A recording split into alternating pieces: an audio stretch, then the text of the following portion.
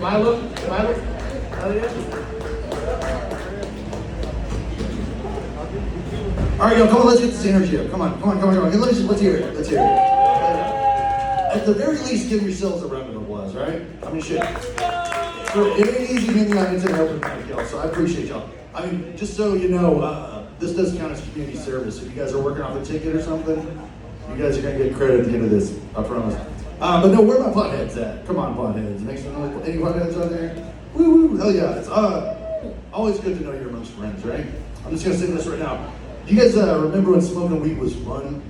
Oh yeah, it sucks. I mean, don't get me wrong, I love getting high just as much as the next guy. But I remember when weed was like, when it wasn't like getting a cup of coffee at Starbucks, right? I know the laws have changed recently, but I'm talking about back when weed had stakes. Consequences, you know what I mean? Like, back when smoking weed was like a covert operation. I'm talking like back when that shit was Ocean's 11 for unemployed people. Can I get an amen? Amen, everybody? Yeah. Just out there in those streets, like a broke-ass James Bond, just doing our best to light up without getting locked up. Because like I said, the rules have changed recently, so this really doesn't apply necessarily, but younger folks, back in the day, they would throw your ass in like prison for weed.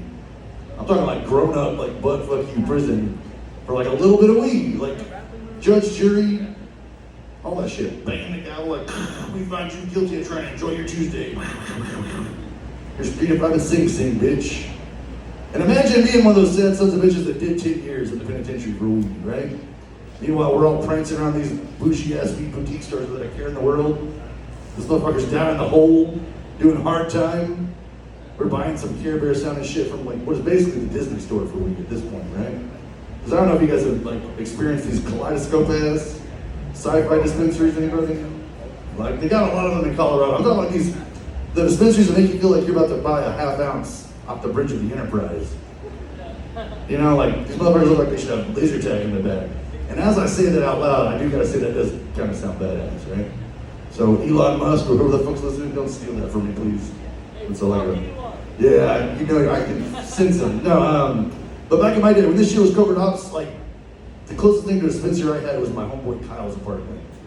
Right? Everybody had their own Kyle. Doesn't matter what his name was, Matt, Tony, Ford Loco, don't matter. Same MO, right? Not a single piece of furniture anywhere in that apartment. All that motherfucker had was a pound of weed, bucket full of blunts, closet full of katanas, and Kobe Bryant courtside on N64, right?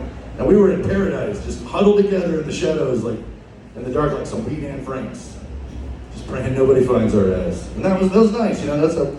I mean, nowadays though, I just feel like weed doesn't need this much customer service, right? I don't need a sommelier for my depression. I don't know about y'all, you know. I mean, why you gotta market something that sells itself, right? Like, you ain't gotta convince me to get high on the fire. Why do you think I'm here, right? No, I mean, personally, I'm just, you know, I'm not looking for somebody to upsell me, talking about this strain pairs blessed with binge watching British Bake Off in between thoughts about why your daddy don't love you no more. Like, no, sir, that's not what I'm after. I'm looking for something that just makes me feel less sad about being a grown up for part of my day. Right? Preferably beginning and end, but I'm flexible, you know what I mean? Fuck it, like, all I'm looking for is some weed that the only instructions are smoke this till you're scared, then stop for a little bit, right? Like the good Lord intended, amen. I'm gonna leave with this.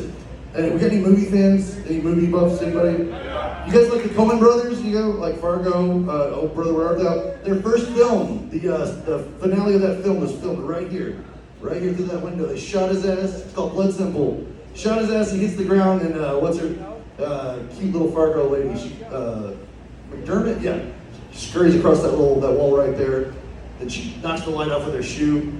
And then they cheat because of the bathroom that they use is downstairs, but little windows in the back. You guys go around the alley, and he puts his hands in the window, she stabs with the thing. Anyway, look up Blood Simples on HBO Max. It's a fucking classic Coen Brothers, and this is like real life fucking film, heritage film royalty, whatever the fuck. Just appreciate where we're at. Thank you guys, Shakespeare's. Thank you, other gentlemen. I always forget, I don't know your name. I'm Aaron Milam. Angel, thank you so much. You guys have a great night. Thank you so much.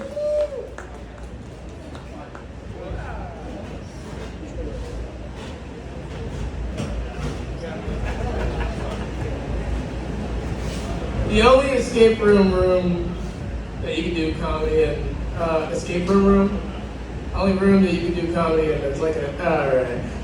I'll figure out how to get over my stuttering with enough speech therapy.